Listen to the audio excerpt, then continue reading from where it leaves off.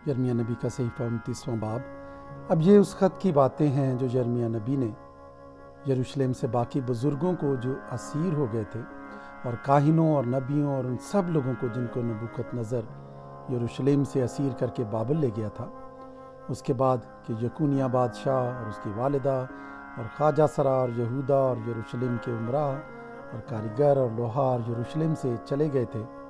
अलासा बिन साफ़न और जुमरिया बिन खिलकिया के हाथ, जिनको शाह यहूदा सिदकिया ने बाबल में शाह बाबल नबूकदनेस्सर के पास भेजा, इरसाल किया और उससे कहा, रब्बुल अफ़वाज इसराइल का खुदा उन सब असीरों से जिनको मैंने यरूशलेम से असीर करवा के बाबल भेजा है, यूँ फरमाता है, तुम घर बनाओ और उनमें बसो और बाग लगाओ और उनका फल खाओ, बीवियाँ करो ताकि तुमसे बेटे बेटियाँ पैदा हों, और अपने बेटों के लिए बीवियाँ लो और अपनी बेटियाँ शौहरों को दो ताकि उनसे बेटे बेटियाँ पैदा हों, और तुम वहाँ फलो फूलो और कम ना हो, और उस शहर की खैर मनाओ जिसमें मैंने तुमको असीर करवा के भेजा है, और उसके लिए खुदावंद से दुआ करो क्योंकि उसकी सलामती में तुम्हारी सलामती होगी, क्योंकि रब्बुल अफ़वाज इसराइल का खुदा यूँ फरमाता है कि वो नबी जो तुम्हारे दरमियान हैं और तुम्हारे गैबदान तुमको गुमराह ना करें, और अपने ख्वाब बीनों को जो तुम्हारे ही कहने से ख्वाब देखते हैं ना मानो, क्योंकि वो मेरा नाम लेकर तुमसे झूठी नबूवत करते हैं।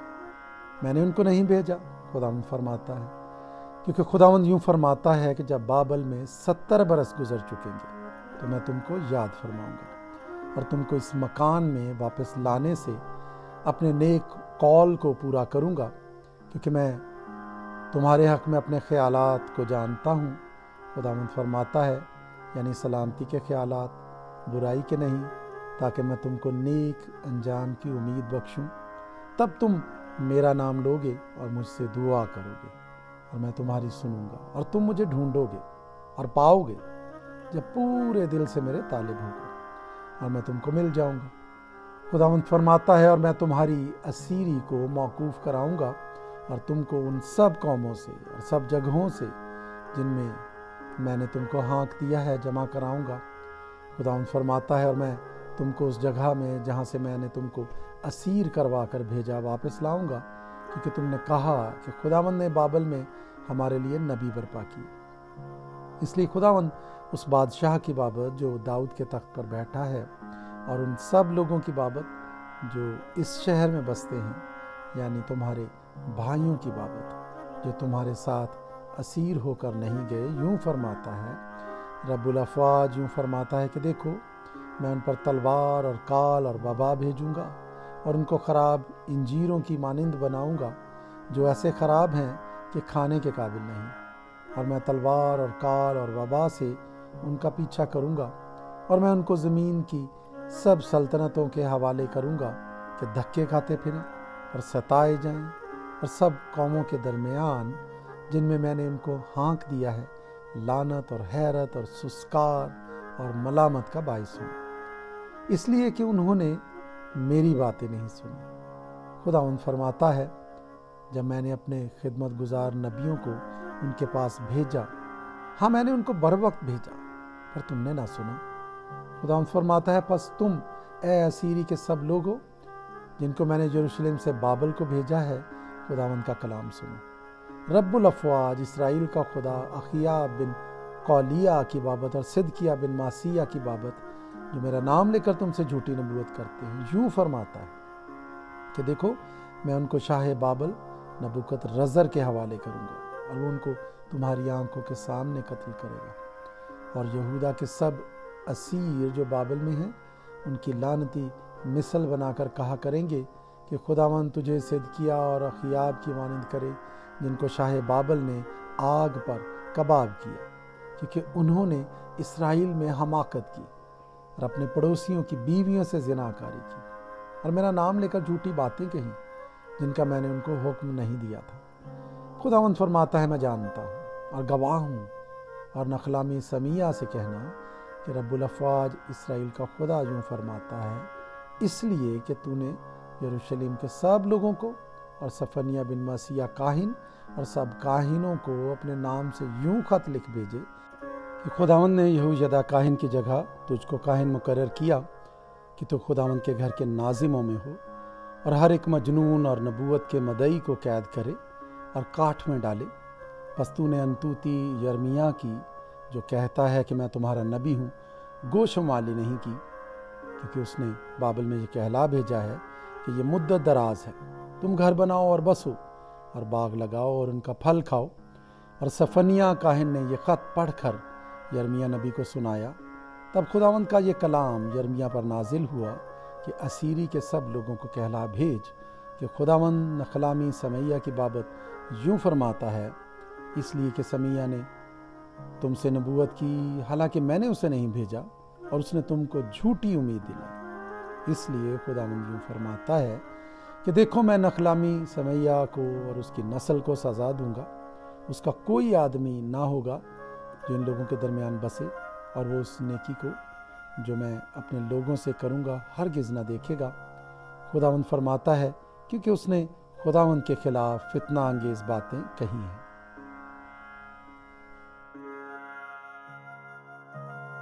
यर्मिया नबी का सहीफ़ा 30वां बाब। वो कलाम जो खुदावंद की तरफ से यर्मिया पर नाजिल हुआ। खुदावंद इस्राएल का खुदा यूँ फरमाता है कि ये सब बातें जो मैंने तुझसे कहीं किताब में लिख, क्योंकि देख वो दिन आते हैं, खुदावंद फरमाता है, कि मैं अपनी कौम इस्राएल और यहूदा की असीरी को मौकूफ़ कराऊंगा। खुदावंद फरमाता है, और मैं उनको उस मुल्क में वापस लाऊंगा जो मैंने उनके बाप दादा को दिया, और वो उसके मालिक होंगे। और वो बातें जो खुदावंद ने इस्राएल और यहूदा की बाबत फरमाई ये हैं कि खुदावंद यूँ फरमाता है कि हमने हड़बड़ी की आवाज़ सुनी, खौफ है और सलामती नहीं। अब पूछो और देखो, क्या कभी किसी मर्द को दर्द ज़े लगा? क्या सबब है मैं हर एक मर्द को जचा की मानिंद अपनी हाथ कमर पर रखे देखता हूँ और सबके चेहरे जर्द हो गए हैं? अफसोस, वो दिन बड़ा है, उसकी मिसाल नहीं। वो याकूब की मुसीबत का वक्त है, पर वो उससे रिहाई पाएगा। और उस रोज़ यूँ होगा, रब्बुल अफ़वाज फरमाता है कि मैं उसका जुआ तेरी गर्दन पर से तोड़ूंगा और तेरे बंधनों को खोल डालूंगा, और बेगाने फिर तुझसे खिदमत ना कराएंगे। पर वो खुदावंद अपने खुदा की और अपने बादशाह दाऊद की, जिसे मैं उनके लिए बर्पा करूंगा, खिदमत करेंगे। इसलिए है मेरे खादिम याकूब हिरासान ना हो, खुदावंद फरमाता है, और ऐ इस्राएल घबरा ना जा, क्योंकि देख मैं तुझे दूर से और तेरी औलाद को असीरी की सरजमीन से छुड़ाऊंगा, और याकूब वापस आएगा और आराम और राहत से रहेगा, और कोई उसे ना डराएगा, क्योंकि मैं तेरे साथ हूँ। खुदावंद फरमाता है, ताकि तुझे बचाऊं। अगरचे मैं सब कौमों को जिनमें मैंने तुझे तितर बितर किया तमाम कर डालूंगा, तो भी तुझे तमाम ना करूंगा, बल्कि तुझे मुनासिब तंबीह करूंगा और हरगिज़ बेसज़ा ना छोड़ूंगा। क्योंकि खुदावंद यूँ फरमाता है कि तेरी खस्तगी लाइलाज और तेरा ज़ख्म सख्त दर्दनाक है। तेरा हिमायती कोई नहीं जो तेरी मरहम पट्टी करे, तेरे पास कोई शिफा बख्श दवा नहीं। तेरे सब चाहने वाले तुझे भूल गए, वो तेरे तालिब नहीं हैं। फिल हकीकत मैंने तुझे दुश्मन की मानिंद घायल किया और संग दिल की तरह तादीब की, इसलिए कि तेरी बदकरदारी बढ़ गई और तेरे गुनाह ज़्यादा हो गए। तो अपनी खस्तगी के सबब से क्यों चिल्लाती है? तेरा दर्द लाइलाज है, इसलिए कि तेरी बदकरदारी नहायत बढ़ गई और तेरे गुनाह ज़्यादा हो गए। मैंने तुझसे ऐसा किया तो भी वो सब जो तुझे निगलते हैं निगले जाएंगे, और तेरे सब दुश्मन असीरी में जाएंगे, और जो तुझे गारत करते हैं खुद गारत होंगे। और मैं उन सब को जो तुझे लूटते हैं लुटा दूंगा, क्योंकि मैं फिर तुझे तंदुरुस्ती और तेरे ज़ख्मों से शिफा बख्शूंगा। खुदावंद फरमाता है, क्योंकि उन्होंने तेरा नाम मरदूदा रखा, ये सयून है जिसे कोई नहीं पूछता। खुदावंद यूँ फरमाता है कि देख, मैं याकूब के खैमों की असीरी को मौकूफ़ कराऊंगा और उसके मस्कनों पर रहमत करूंगा, और शहर अपने ही पहाड़ पर बनाया जाएगा और कसर अपने ही मकाम पर आबाद हो जाएगा, और उनमें से शुक्रगुजारी और खुशी करने वालों की आवाज़ आएगी। और मैं उनको अफजाइश बख्शूँगा और वो थोड़े ना होंगे। मैं उनको शौकत बख्शूँगा और वो हकीर ना होंगे। और उनकी औलाद ऐसी होगी जैसी पहले थी, और उनकी जमात मेरे हुजूर में कायम होगी। और मैं उन सब को जो उन पर जुल्म करें सज़ा दूँगा, और उनका हाकिम उन्हीं में से होगा, और उनका फरमा रवा उन्हीं के दरमियान से पैदा होगा। और मैं उसे कुर्बत बख्शूँगा और वो मेरे नज़दीक आएगा। क्योंकि कौन है जिसने ये जुर्रत की हो कि मेरे पास आए। खुदावंद फरमाता है, और तुम मेरे लोग होगे और मैं तुम्हारा खुदा हूँगा। देख, खुदावंद के कहरे शदीद की आंधी चलती है। ये तेज़ तूफ़ान शरीरों के सर पर टूट पड़ेगा। जब तक ये सब कुछ ना हो ले और खुदावंद अपने दिल के मकसद पूरे ना कर ले, उसका कहरे शदीद मौकूफ़ ना होगा। तुम आखिरी दिनों में उसे समझोगे।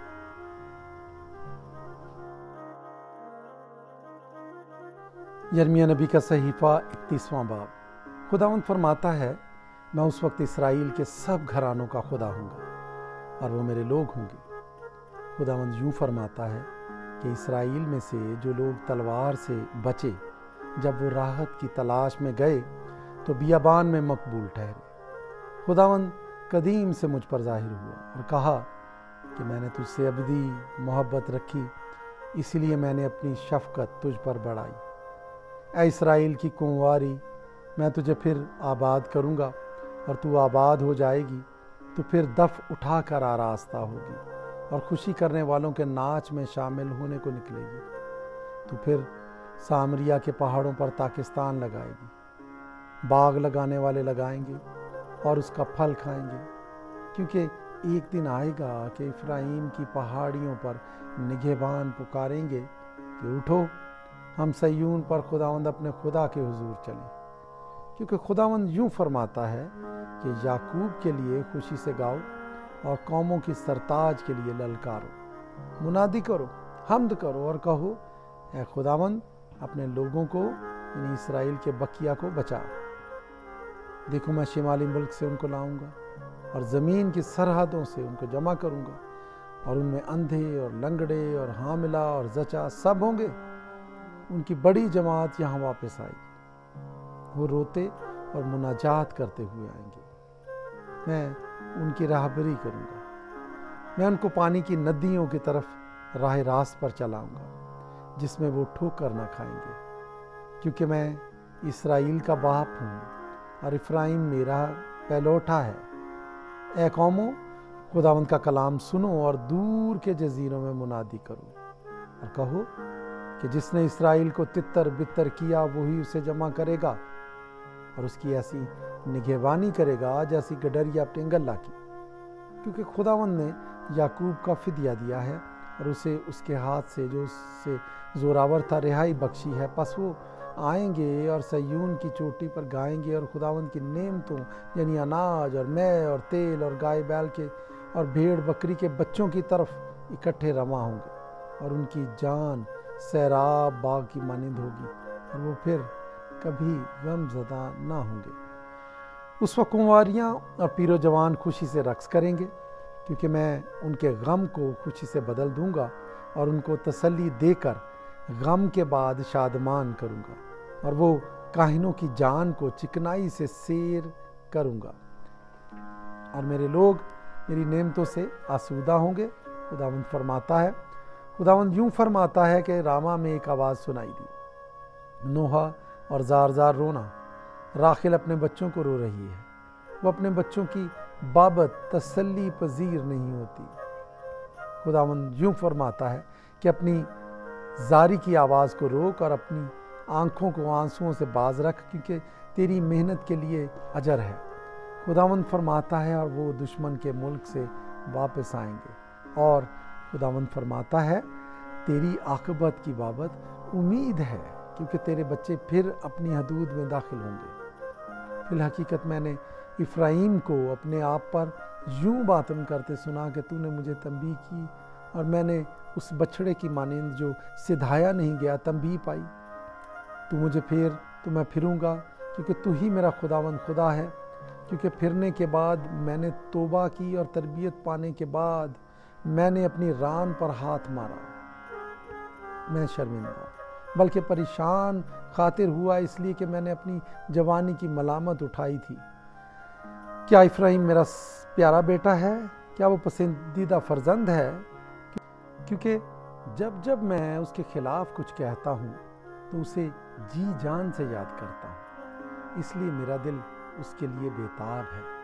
मैं यकीनन उस पर रहमत करूँगा। खुदा फरमाता है, अपने लिए सतून खड़े कर, अपने लिए खंबे बना, उस शाहराह पर दिल लगा, हाँ उसी राह से जिससे तू गई थी वापस आ। ऐ इसराइल की कुंवारी अपने इन शहरों में वापस आ। ऐ बरगश्ता बेटी तू कब तक आवारा फिरेगी? क्योंकि खुदावंद ने ज़मीन पर एक नई चीज़ पैदा की है कि औरत मर्द की हिमायत करेगी। रब्बुल अफ़वाज इसराइल का खुदा यूँ फरमाता है कि जब मैं उनके असीरों को वापस लाऊंगा तो वो यहूदा के मुल्क और उसके शहरों में फिर यूँ कहेंगे, ऐ सदाकत के मस्कन, ऐ कोहे मुक़द्दस खुदावंद तुझे बरकत दे। और यहूदा और उसके सब शहर उसमें इकट्ठे सुकूनत करेंगे, किसान और वो जो गले के लिए फिरते हैं, क्योंकि मैंने थकी जान को आसूदा और हर गमगीन रूह को सैर किया है। अब मैंने बेदार होकर निगाह की और मेरी नींद मेरे लिए मीठी थी। देखो वो दिन आते हैं, खुदा फरमाता है, जब मैं इसराइल के घर में और यहूदा के घर में इंसान का बीज और हैवान का बीज बोऊंगा। और खुदावंद फरमाता है, जिस तरह मैंने उनकी घात में बैठकर उनको उखाड़ा और ढाया और गिराया और बर्बाद किया और दुख दिया, उसी तरह मैं निगहबानी करके उनको बनाऊंगा और लगाऊंगा। उन अयाम में फिर यूं ना कहेंगे कि बाप दादा ने कच्चे अंगूर खाए और औलाद के दांत खट्टे हो गए, क्योंकि हर एक अपनी ही बदकिरदारी के सबब से मरेगा। हर एक जो कच्चे अंगूर खाता है उसी के दांत खट्टे होंगे। देख वो दिन आते हैं, खुदा फरमाता है, जब मैं इसराइल के घराने और यहूदा के घराने के साथ नया अहद बांधूंगा, उस अहद के मुताबिक नहीं जो मैंने उनके बाप दादा से किया जब मैंने उनकी दस्तगीरी की ताकि उनको मुल्क मिस्र से निकाल लाऊं, और उन्होंने मेरे उस अहद को तोड़ा अगरचे मैं उनका मालिक था। खुदावंद फरमाता है, बल्कि ये वो अहद है जो मैं उन दिनों के बाद इसराइल के घराने से बांधूंगा। खुदावंद फरमाता है, मैं अपनी शरीयत उनके बातिन में रखूंगा और उनके दिल पर उसे लिखूंगा, और मैं उनका खुदा होऊंगा और वो मेरे लोग होंगे। और वो फिर अपने अपने पड़ोसी और अपने अपने भाई को ये कहकर तालीम नहीं देंगे कि खुदावंद को पहचानो, क्योंकि छोटे से बड़े तक वो सब मुझे जानेंगे। खुदावंद फरमाता है, इसलिए कि मैं उनकी बदकिरदारी को बख्श दूंगा और उनके गुनाह को याद ना करूंगा। खुदावंद जिसने दिन की रोशनी के लिए सूरज को मुकर्रर किया और जिसने रात की रोशनी के लिए चांद और सितारों का निज़ाम कायम किया, जो समुंदर को मोजज़न करता है जिससे उसकी लहरें शोर करती हैं, यूँ फरमाता है, उसका नाम रब्बुल अफ़वाज है। खुदावंद फरमाता है, अगर ये निज़ाम मेरे हुजूर से मौकूफ़ हो जाए तो इसराइल की नस्ल भी मेरे सामने से जाती रहेगी कि हमेशा तक फिर कौम ना हो। खुदावंद यूँ फरमाता है कि अगर कोई ऊपर आसमान को नाप सके और नीचे ज़मीन की बुनियाद का पता लगा ले, तो मैं भी बनी इसराइल को उनके सब अमाल के सबब से रद्द कर दूंगा। खुदावंद फरमाता है, देख वो दिन आते हैं, खुदावंद फरमाता है कि ये शहर हननेल के बुर्ज से कोने के फाटक तक खुदावंद के लिए तामीर किया जाएगा, और फिर जरीब सीधी कोहे जरीब पर से होती हुई जो ना को घेरे लेगी, और लाशों और राख की तमाम वादी और सब खेत किदरून के नाले तक और घोड़े फाटक के कोने तक मशरिक की तरफ खुदावंद के लिए मुकद्दस होंगे। फिर वो हमेशा तक ना कभी उखाड़ा ना गिराया जाएगा।